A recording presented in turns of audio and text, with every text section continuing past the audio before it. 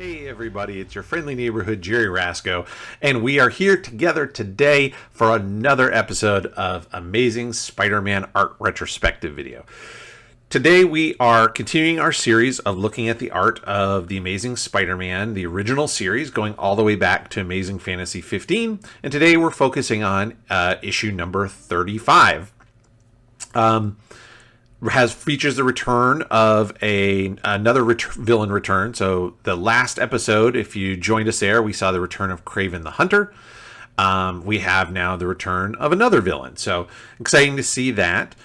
This one has there's a lot for me to go over in this video because this is one that I actually have, not the original, but a reprint of the original. So this is from 1985.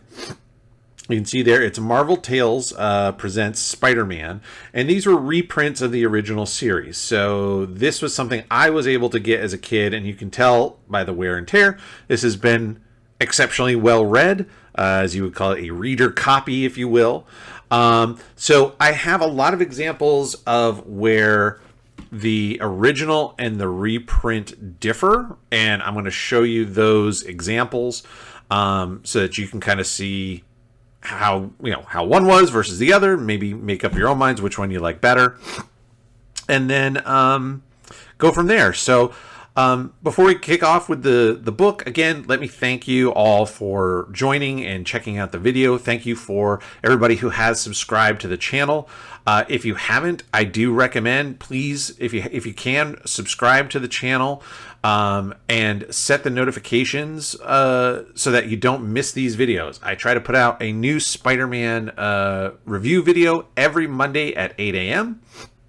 And then there are also a bunch of other videos that we have here on the channel featuring tips and tricks regarding creating your own comics, art tools, drawing tutorials, you name it. So if you're into comics, creating comics, the history of comics, this is definitely a channel I highly recommend that you're going to want to watch. So thank you for those who do. And thank you if you're new and have chosen to join the channel today. Thank you so much. So let's jump over, let's get to the book, and let's go through it together. So as always, we start here with the cover, obviously, and this is the cover to Amazing Spider-Man number 35. The one that we're looking at on the screen here is a scanned PDF copy of the original comic. So we'll see all the original ads, it's printed on newsprint, so it's that original printing quality, all of that kind of stuff. Now the reprint that I have is still old enough that it was also printed on newsprint. So in terms of the print quality, it's very similar. But there were some changes that were made mostly in the color as we move ahead. Of course, as you can see, we have the title logo is a little bit different, right? The box art and stuff like that. But beyond that, the cover is essentially the same. And it is a good cover. We have the Molten Man, a returning criminal, a returning villain that we've seen once so far, and we have Spidey leaping into action. And one of the things that I do like about this, which is also here on the reprint, is the choice of the color background, or background color, I should say. So you have the nice black, dark popping off the title of the book. That helps a lot, and it balances the shadows on the bottom. But then you also have that green background, which is great because the characters are primary colors. Spidey's red and blue, Molten Man is yellow, and so having that green doesn't interfere with either and pops both the characters out and makes them very vibrant, which again is what you're looking for in a cover, right? You want to sell that cover. Now, there is some controversy to this cover. This is the only one that I had ever seen. I didn't know anything about it, and before I recorded this video, I was contacted by a friend of the channel, a comic historian, an all-around awesome guy, Nick Caputo, and he gave me some information here about this cover that I had never heard of before. So what you're going to see here in a second is the original cover that Steve Ditko drew, which is not the one that saw print. And then I'm going to read the information that Nick sent me, and you'll understand why. So let's cut over to the cover. Okay, so what you have here is the original cover as it was drawn. And here's the information I got from Nick. I want to share this. He said that he wanted to point out the original cover to Amazing Spider-Man 35 was drawn entirely by Steve Ditko, but the published cover was altered by Jack Kirby. As you can see in the original that we have here, which has been reprinted in foreign comics, and that's what we're looking at is the foreign version of this comic, right? So with Spider-Man being with his back to the reader, standing like the butt shot, and ask Kirby to revise the figure. Nick had a conversation with John Romita Sr. and John Romita, he says John Romita. I'm assuming he means John Romita Sr. He was at one point the art director, I believe, of Marvel, and kind of oversaw a lot of the covers and stuff like that. So John Romita, in conversation with John Romita, I brought this issue up, and he excitedly recalled that he was in the office when Kirby was redrawing Spidey for the cover. Kirby joked with him that he was always, quote, fixing Ditko's butts. And then this is what we end up with. So we'll cut back to the actual printed comic. So this is what was ended up seeing print. And it's very, very subtle. There's not a lot about this drawing that would tell you necessarily that it's Jack Kirby versus Steve Ditko. It doesn't have a lot of the kind of characteristic, what I think of as Kirbyisms, with the way he drew anatomy, fingers, knees, stuff like that. He had his own visual language that he used. So if you compared this to like a Captain America comic or Fantastic Four, it doesn't really look like that. But there are some telltale signs. So you can see the webbing pattern on the face doesn't really work. It's just a grid. Whereas we know that it goes back from the center the way Ditko draws it. So really these lines would be coming down. Some would be coming under the chin, yes. But these here would be kind of going back from a more centralized point, and the scallop parts would be a circle around. There's no webbing on the chest. And then also the hands are just a grid, where the way Ditko typically draws them is the webbing with the scallops comes down kind of to the wrist, and then it's sort of just lines around the fingers as opposed to being webs on the fingers. So really subtle things, but once you know what to look for, you go, okay, yeah, I guess I can kind of see that. It looks a little bit different than what we normally see. And that would be just somebody who doesn't draw Spider-Man all the time. And that web pattern is something you definitely have to practice.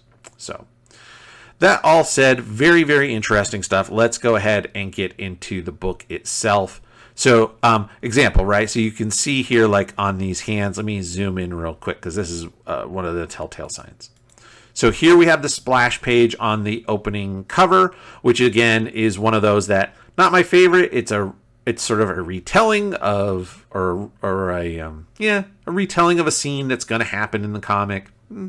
I'd rather jump into the story, but that's okay. But see here on the fist, where once it gets to the wrist, around his the palm of his hand and the fingers are just individual single lines, that just kind of wrap around. Whereas on the cover, you can see it's drawn as this sort of grid webbing, which Ditko wouldn't do that because it's not his design, right? So we can definitely, once you see this compared to this, you can go, I can see where that's a different. Again, it's not enough maybe to point me out to go, that's definitely a Jack Kirby drawing, but it's definitely different. So we have our splash page. Very, very nice. I mean, this is a fantastic cover as well. It looks, I mean, you can tell from here that like there's Spidey's got him in these sort of these turn out to be web ropes, spoiler, but webbing, big cables, and then he's got an ankle. Like, he's fixing to hog tie the Molten Man pretty quickly, and I feel like that would kind of give away some of the energy or the drama. Again, so for me, it's one of those things I'd much rather go directly into the story, but that's okay. This is a great illustration, by the way, and would be a very good cover. Nothing wrong with that at all. Great anatomy, great musculature, terrific just balance of the bodies, right? The way, very almost yin yang, the way the Molten Man is kind of turning and you follow the flow of his body is one way and Spidey is kind of the other. Very, very good stuff. So we cut here to the opening of the story, and the Molten Man is released from jail, but immediately he's going to go back to crime, but this time he's going to do it wearing disguises, so nobody can link him to the crimes. So what I noted here, so if you haven't seen it, it's that you can see right here in when the Molten Man first appeared was in Amazing Spider-Man 28. I did an episode featuring that issue. If you haven't seen it, you might want to go back, because I am going to, or maybe you don't, because I'm going to repeat myself a little bit. I made a note at that time of how Steve Ditko draws the shiny, reflective nature of a metal figure. And I talked about how different artists would do it. And in this case, it's sort of done as there's a shine outline. So if you look all around the face, I'll zoom in on the face a little bit in this first panel. You have this sort of dark line that's, just inside of the outside contour of the image. So all the way around the face here, down the nose, the front of the mouth, the lip, the chin. It's sort of establishing, in essence, that there's a shiny surface right above, and that there would be these are actually really would be reflections of the area around you. So it's a little hard to do that, but this is one method of making something look metallic, right? And they have this super dark shadow down the face, which is great. But there's a lot of feathering or hatching lines along all over. The chin, the back of the hair. I understand he's trying to establish that yes, he's solid metal, but it has almost like the strands of the hair became metallic, so you can see individuals. But it's hard to tell the difference between hair versus shading, around the eyes, side of the nose. And it follows down into here as well, right? You do have some hard metallic shine lighting, but then you also have all this hatching, which to me is not my favorite method of inking and rendering shiny metal. So, but, I mean, let's be fair. At this time, really, Steve Ditko, Jack Kirby, and other artists of their ilk are creating the visual language that we use today of how to depict these things. Right? They're figuring it out on their own, and this is just his style of doing it. That's fine. But I'm going to show you one that I think is a really great example, and in my mind is probably the top example of when I think of an artist that renders shiny metal characters, I think of Bob Layton and his work on Iron Man. So I have an example here, and I'm going to show you that example now. So this is an example of Bob Layton's Iron Man, and you can see some of that concept of that hard, dark shadow with very straight not straight lines, but very definitive lines, very little of the feathering. There's a little bit here and there, but not nearly as much as we see on Ditko's Molten Man. And then as well, over the top, you have white highlights, which also really help and emphasize the shine. Now, you could say, well, that's a lot easier to do with modern coloring, but this Bob Layton piece was done, I think, maybe late 80s, 87, 88, 89, somewhere in there. So we're not talking about computer coloring yet. This was still done with the same kind of coloring techniques that we're looking at here in The Amazing Spider-Man. So, it could be done. You could certainly do white highlights on a character like the Molten Man. That's not a big deal at all. So, anyway, just an example and something I just wanted to show you for comparison. Let's cut back to the comic. Okay, so here's the comic, and good pacing, right? We've moved right into it, and we've talked about the grid format before, where it's very quick pacing. When all the grids are the same size, every moment is equally important, and we're just moving from moment to moment. We're not skipping sections. There's no several minutes later, an hour later. These things are all happening in sequence right together. I do also like the fact that we have, the Molten Man face here, this close up, and then the next page is a scene change. Now we're in a jewelry store. So I like that a lot. I like using the page, going from page to page to change your scenery. That's really good. There's also a lot of really nice, what we've talked about before, is camera movement. So your eyes, the eyes of the reader, are the camera. We are what's taking that image of that scene. So whether it's a video camera or still camera, whatever, think about it the same way. You can't move the reader's eyes, so you move the image for them, as opposed to us moving around a 3D image. So what they've done is you have a long shot. The camera's far away. We're looking in through a window and seeing what's happening inside. Now we come in, we see a little bit more. The man is opening the safe. We pull back out and move to a different reverse angle from the other side so we can see the bad guy push the man down. And then again, now we're camera's flipping angles again. So instead of looking at the bad guy, now we're behind the bad guy so we can see the store clerk has pulled a gun. Then we flip again, and you have a real tight close-up of this gun as it shoots and does nothing. And then a close-up again of the bad guy crushing the gun. So lots of nice camera movements in a single scene that happens in one space, in one room, but we're moving around it in ways to keep the imagery interesting and keep the reader feeling like it's moving and that there's energy. Great page here, great intro to Spider-Man. I really like this page composition a lot. I don't know if we've talked about page composition a ton, so this is a great opportunity to do that.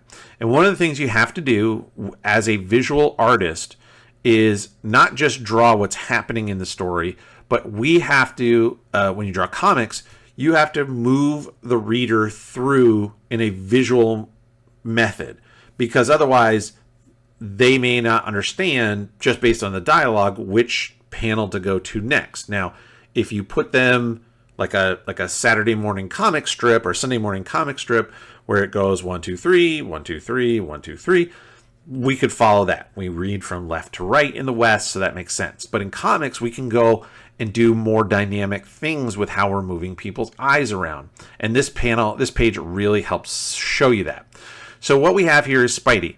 He's swinging over the city, and here's a shot. Now, this is a very unique kind of swinging. He could have been swinging in any direction, swinging in any kind of swinging pose. But what we have are these two big web lines that draw our eye. So we always start at the top left of every page. That's how we have been taught, again, in the West. That's how we read.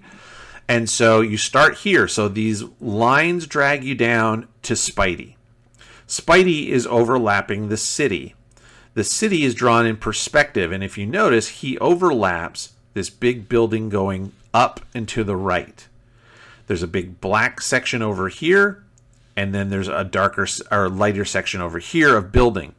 Our eye is going to go from here across to here. It's just sort of a natural progression. Your eye is going to want to go from that dark to light and kind of pull it across. So that leads us up to this panel here where Spidey bursts through the door. Now, again, we start at the top left of this panel. Spidey comes in. His foot comes down and is overlapped by this figure. That brings us down to the bottom of the panel here, where we now are pulling in from this, and we're seeing this figure. So your eye comes down, you catch the white glove, very bright shine, shows up, and we come down and follow this figure and look at how his legs, while he's in a pose, right, reeling from Spider-Man, they line up very much with Spidey's arm, which pulls us into the rest of this bottom panel, and then comes right across with that punch. So you can come right down here and go, oh, he got hit, bang, and then your eyes follow that punch across, and that leads our eyes visually through the page. That is fantastic composition. That's what we mean when we talk about page composition. You can put these panels in any order you want, in any configuration. I could make this panel the third panel the biggest one.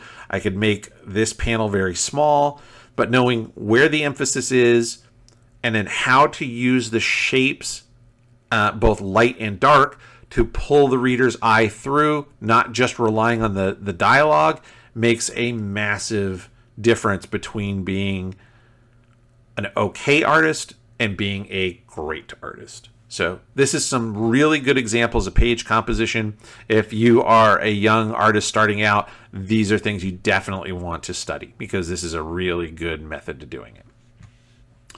So we turn the page, and again, we have some really, really good stuff here as far as the action, moving the camera around, close up of a punch, and then we slowly pull back to see more of the scene. This is a really nice pose of Spidey climbing on his fingers and toes. I always enjoy that. He's not grabbing ledges and pulling. He's literally just sticking with the pads of his fingers and toes, which is very, very cool. And then I made a note here. So in this one, which is the original printed comic, I really like this. They've gone outside, and to be in the dark, we have made this a very dark, shadowy panel using the colors. He's muted out to blue. The background is kind of this greenish color, and even the foreground is a brighter blue.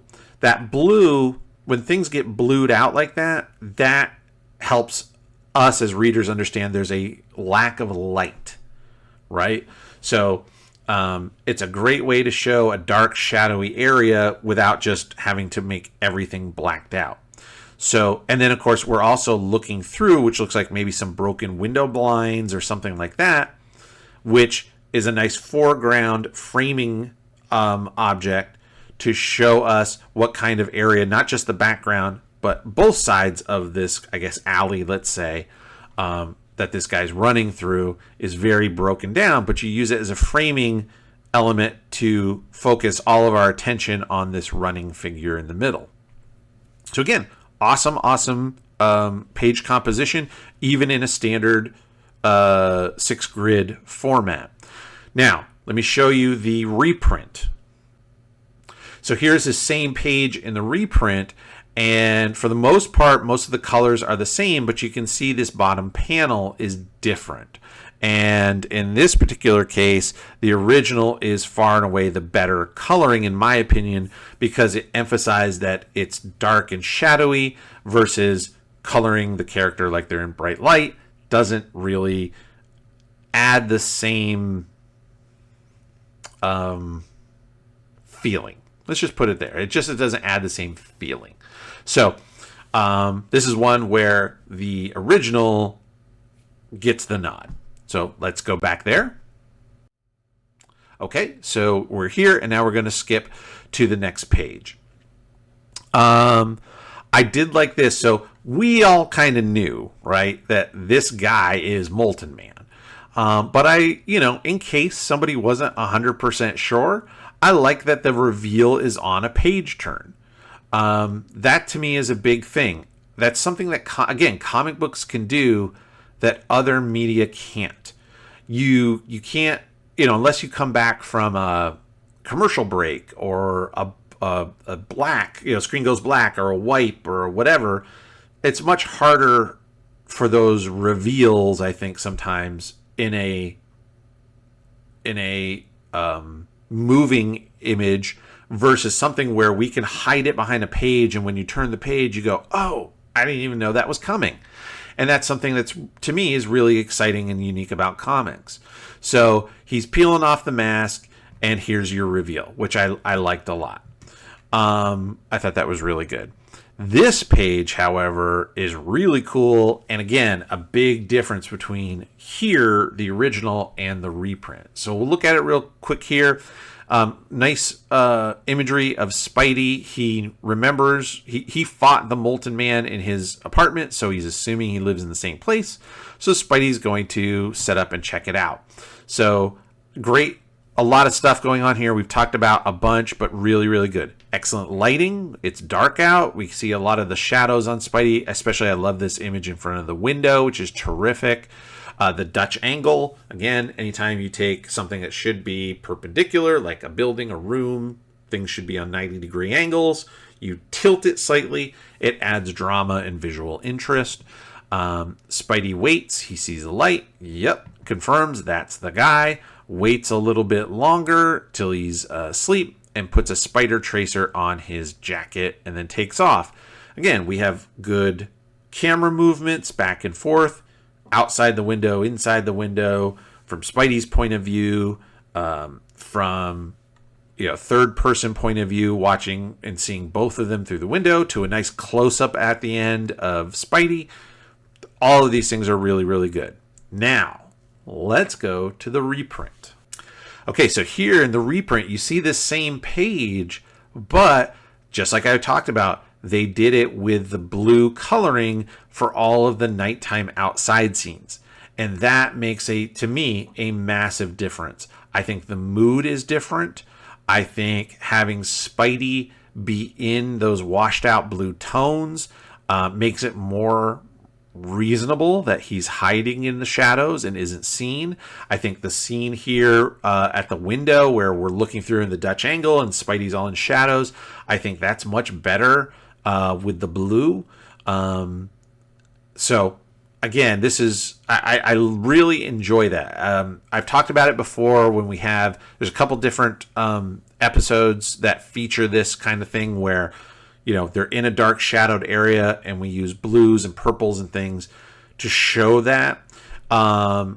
It's also when we see underwater scenes. I like it when we do that from coloring because, again, you don't have light. The further you go into water, the more blue everything is because you're getting less and less light coming through, filtering through the water.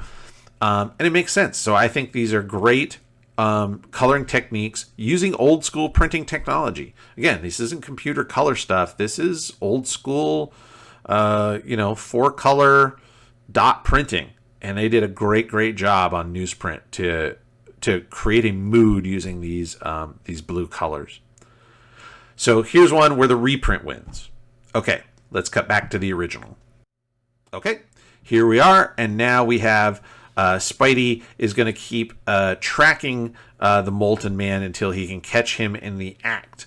And we note that Peter is still using that mechanical spider tracer. So if you're a fan of Spidey like I am, you'll know that at some point in the future here, he gets rid of the device that he has to kind of carry around, and he's able to track the tracers using his actual spider sense. I'm not sure exactly where that happens. Obviously, as we go through all the issues, we'll see them ourselves. But I think that's a big, interesting difference. He's still relying on this technology.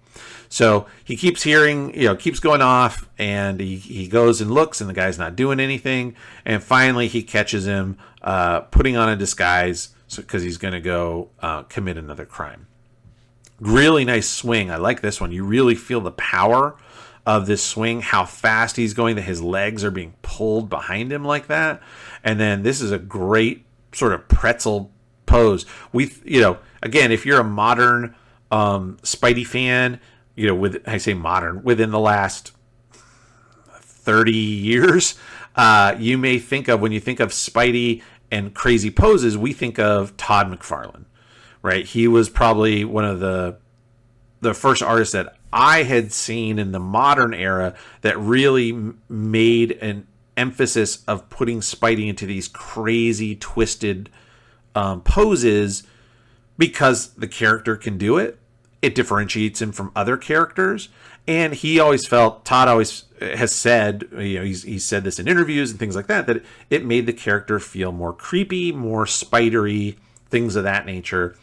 But you can see Ditko had his own element of spidery, pretzely Spider-Man, putting him into positions and poses that obviously a regular human being would really struggle to get into. And this is one perfect example. So, again, it's always good to go back and see your history because everything came from somewhere.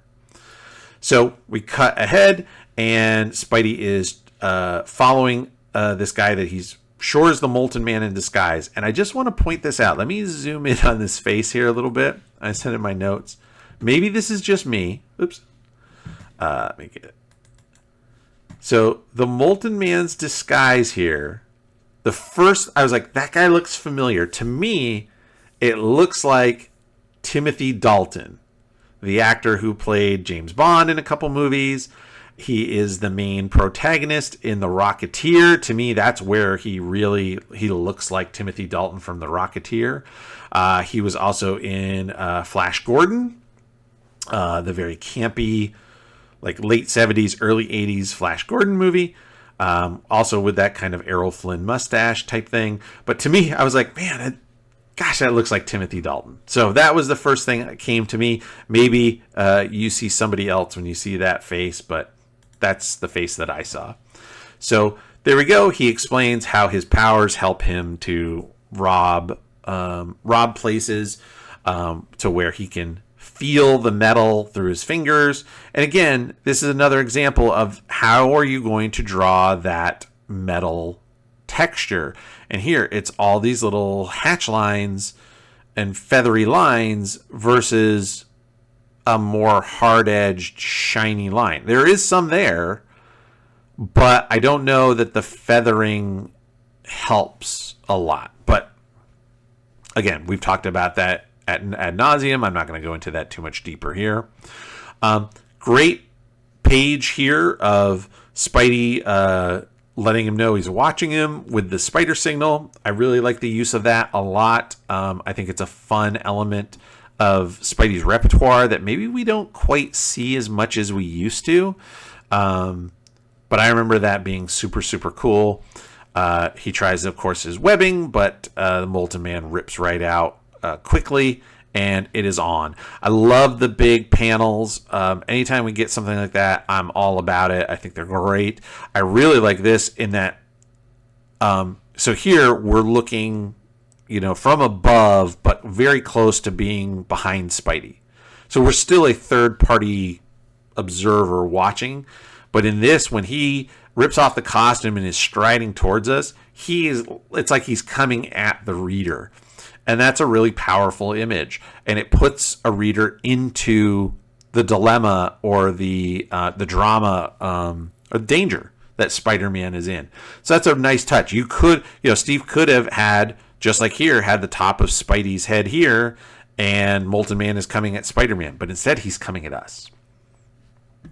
Now, this is always fun. I remember this clearly from reading this comic as a kid. This fight scene. No dialogue, no narration, just crazy sound effects. Some of them are pretty standard. Brack, kapow, walk, patwee. I don't know what patwee is. Splat, kabop, rack. But very fun. And again, really lets Steve Ditko shine in the way that he choreographs fights. I've looked at this a million times. And you note that nobody really gets the upper hand. They both punch each other. Molten Man punches Spider-Man. Great close-up of the turn. Very important, by the way. I've talked about this, I know for sure before, but let me re-emphasize. If you're an artist and you're drawing two characters fighting and one punches the other, Let's say they're punching him in the face. The head and face turns in the same direction the punch is going. So in this case, Molten Man is punching with his left hand from the bottom of the right bottom of the panel to the right top. So that means Spidey's head is getting hit and his head is going to turn in that same direction. It drives me crazy when I'm reading a comic and I see a bad guy throw a punch, come across, and the good guy goes, ugh, and he's turned into it after the punch has gone by. That's not how that works. Watch UFC fights, watch boxing, watch martial arts, watch whatever you want to watch. When the punch comes, a kick comes, whatever, it comes on this side, it's going to turn your face in the same direction. It makes me crazy. So Steve Ditko does an awesome job with this. So as I say, they both punch each other. Molten Man punches Spidey. Spidey punches Molten Man. Spidey punches Molten Man again. Molten Man gets a punch back. Molten Man gets another one in. Spidey gets one in. Spidey gets one in. And then he grabs him. So they're kind of fighting to this stalemate, but doing a really interesting, nice job of, again, it's not just the same punch over and over. It's different hands. It's different poses. It's different camera angles, down angles, up angles, close up, longer shot, all really, really good. And then this panel down here is awesome. I made a super note of this actually in my notes. I got a whole page of notes that I did before recording. The struggle, you feel the strain and the struggle in this body posture. And it comes from so many subtle little things, right? So one of them is the Molten Man's position. His center of gravity is leaned back over his feet to balance the weight of Spidey. So you feel like he is using musculature, muscles to hold Spidey in place and his weight. So he's got to lean back to do it. And then the way Spidey's arms are curled up, he's flexing, he's trying to break. And then the way the twist of the legs are, but most importantly, I think, is the head. The shoulders are shrugged up, the head is turned down. You feel like he's really straining against this grip. It's drawn exactly like you would see someone getting picked up in a bear hug from behind. I mean, it to me looks 100% accurate. I love it. And you feel the strain. You feel that tension again from Spidey's arms against the Molten Man's arms. Unbelievable. And then here he goes and he's like, here we go. And they're both strong and they can both throw a punch. But what can Spidey do that Molten Man can't do? Oh, yeah, he's got that webbing thing. And so he flips him over. Great image here. Terrific upside down piece. Spinning through the air. His own weight is working against him, which is terrific. Slight Dutch angle as well. So you're really turning and emphasizing that twist and turn motion in obviously what's a static piece. If he was straight up and down, it might just feel like Spidey went from being vertical this way to vertical this way. The tilt of the angle emphasizes the rotation. And again, it's a subtle storytelling thing, but it can make a massive difference in trying to explain or trying to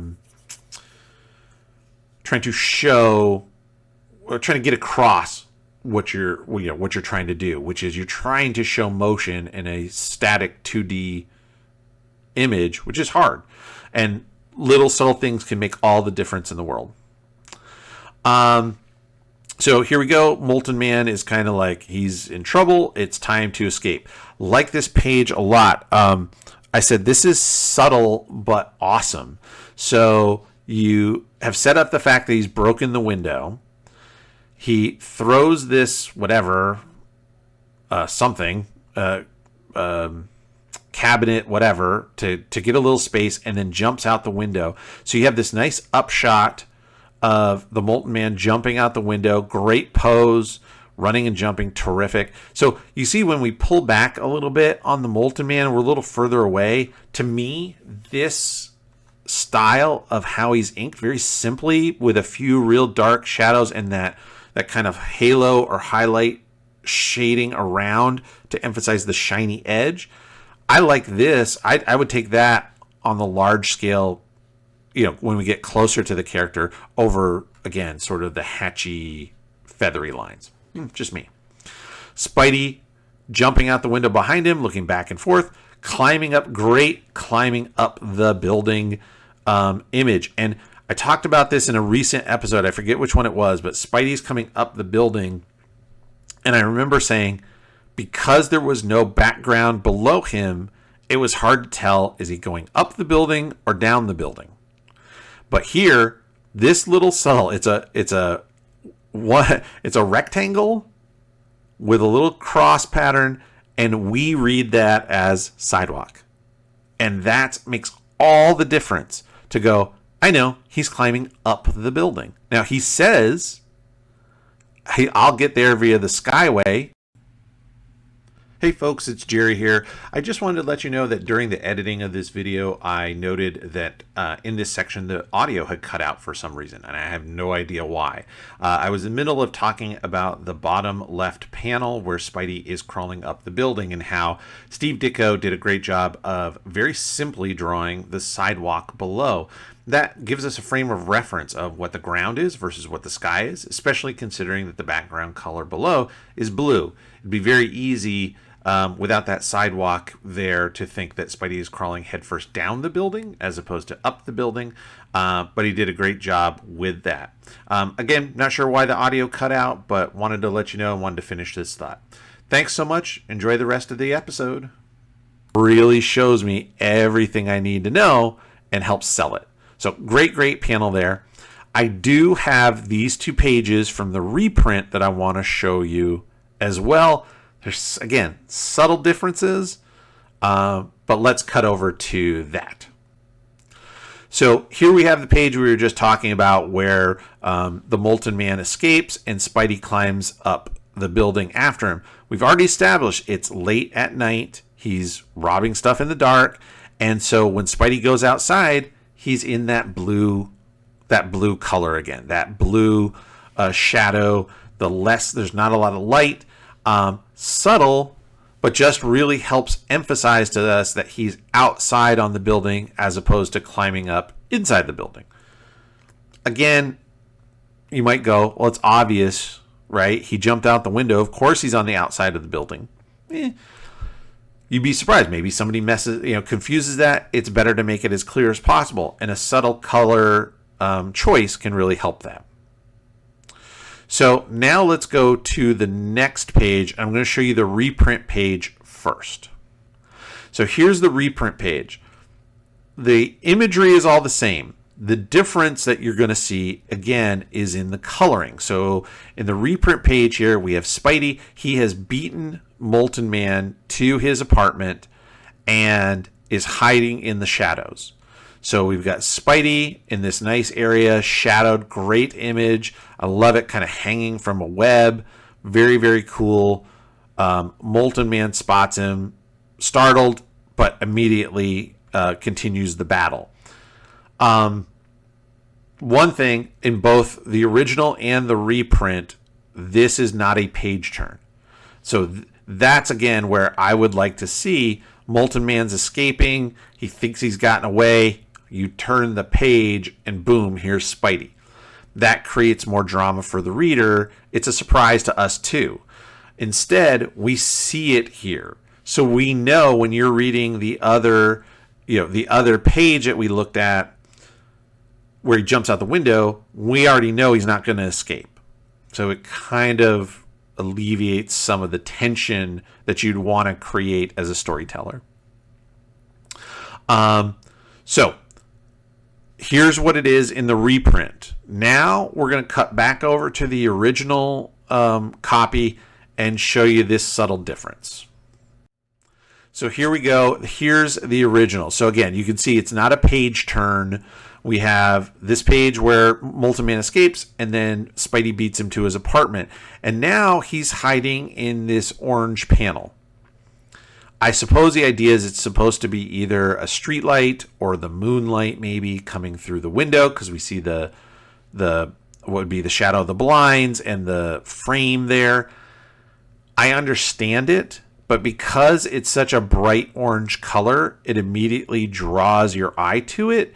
And even though blue and orange are complementary colors to where, blue and orange. Am I right? Yes, blue and orange. Sorry. Blue and orange. No. Yeah. Red and green. Purple and yellow.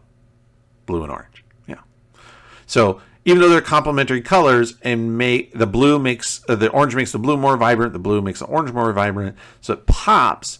I don't necessarily want it to 100% pop. I want those eyes to pop, but I want him more subtly in the shadows, and that's where I think the blue background makes a lot more sense to me. Yes, I understand it's light coming in, but I'd rather him be blending into this area for the drama of it, right? Especially, like I said, if you're seeing it on that page turn, I think that would be more shocking. But that's okay. They keep fighting, and let's see here. Spidey has a solution. So this is where we're going to see the image from the splash page is going to be coming up soon, where we have Spidey's created this super thick webbing ropes that he's going to use to tie up the Molten Man. And he's like, hey, it's not gonna work on me. I'm too smart for that. But we'll see. They're gonna take on each other. And again, great choreography where Steve Ditko knows, which hands are where. So once Spidey gets he gets the right hand wrapped, then he's got to swing at him with the left. That gives him an opportunity to get the rope around the left hand. Now he's got both his hands, and as he swings, he grabs his foot. Now he's hogtied. And so really nice. I love the vertical panel here to emphasize that swing. It works much better because you have both bodies swinging in that position. Really good use of that vertical panel there, and then ties him up. And we finish down here with the Molten Man saying, there's no proof other than you fighting me. What's the proof that I did anything? So now, just from a story standpoint, we go back and we see Spidey's able, because we saw him taking photos as the Molten Man was explaining to himself how easy it is for him to break into stuff and how his powers do it. Spidey got photos of the whole thing. So he shows the photos, and there's no denying it. So next thing we see here is, probably, I'm assuming the next day, Peter's going to sell these same photos to J. Jonah Jameson, and this is where he finds out that Betty Brant is gone. And so this is the new Jameson's new secretary. We've seen her once before, but Peter didn't know. He's kind of in shock. So he's not really sure what's happening. Now, the whole thing here, again, to story-wise, seems silly to me. Betty Brant was always hit or miss on Peter. One minute, she was infatuated with him, and then the next minute, she's sure that he's flirting with other girls, even though he's not. She doesn't want him in danger, but at the same time, just a very hit or miss, off and on, weird relationship. And then finally, when she gets proposed to by another guy, Peter's like, "Fine, go. I'll break it up. We'll go." And now he's acting like she left in the night without saying goodbye, but he was the one that kind of broke things off, and so who knows, right? So he's bummed out, and he just says, "Here, here's the pictures. Tell Jonah to mail me a check." He's too depressed over the girl that he dumped. because another guy asked her to marry him and she didn't say no, right? So I mean, it's a wacky love triangle. Note, I'm not going to show you the image because it doesn't affect the story at all in terms of what we're trying to get across, the way the other coloring changes did. But in the reprint, for some reason, Peter is wearing a red shirt with a white collar. The secretary is wearing a different dress. I think she might be wearing like a green dress, and she's a redhead. I don't know why the difference. I don't think it makes a difference again in the storytelling. No idea. But for some reason, they made a point of making that change. So you go, okay. And here we have, so that the whole Betty Brant thing is done. And we have sad Peter walking away with his hands in his pockets that we've seen over and over again. It is the classic way to wrap up an issue of The Amazing Spider-Man, is sad Peter walking away with his hands in his pockets. And then here we go. A new villain is going to be introduced in the next issue. So we'll be all looking at that together. And that's it. That's the whole issue. So we'll come back to the desk here and we'll wrap things up together. So that's The Amazing Spider-Man number 35. Very enjoyable story. Great return of a villain. A lot of times, you see, like in the previous episode, if you haven't seen it, featured the return of Kraven the Hunter. And the whole reason for him coming back was just to attack Spider-Man. He's like, I got to beat Spider-Man. At least here we have the Molten Man isn't looking for Spidey. He came back to, he gets out of jail and he immediately is like, I'm going right back to robbery. So very, very good story. Great action. Tons of stuff. Only a little bit of the Peter Parker drama there at the end. Sometimes it's nice. It's a nice change of pace to go down the Peter Parker story, but I thought this was just a great one-off Spider-Man fisticuffs, beat up the bad guy story. Good. I'd give it an 8. I like this. 8 out of 10 for this issue. Again, if you missed it, it's not going to hurt your continuity. If it's not part of your collection, you can move right on to the next issue and probably be pretty good. But definitely a good one to have in your collection. And obviously one that they thought was, worthy of a reprint here. So highly recommended. There we go. There's Amazing Spider-Man 35. Thank you all for taking this journey with me today as we look at this comic. Again, just kind of interesting and had a lot more to show because I did have that reprint and I'm so familiar with this issue, having reread it about 1 billion times. So I hope you enjoyed it as much as I did. Thank you all so much. Thanks again to Nick Caputo for the really interesting information about the cover. Thank you so much. Guys, keep looking out for the channel. We're going to keep doing these episodes every Monday, and we're coming up on a big one.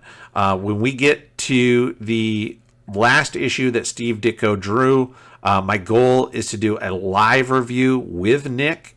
He has agreed to do it. We just have to find the right time for us in our schedule to be able to do it. But we're heading there, and we're going to get there before you know it. So stick around. We got a lot of fun stuff coming up on the channel. In the meantime, thank you, and we'll see you next week with more Spider-Man. Thanks.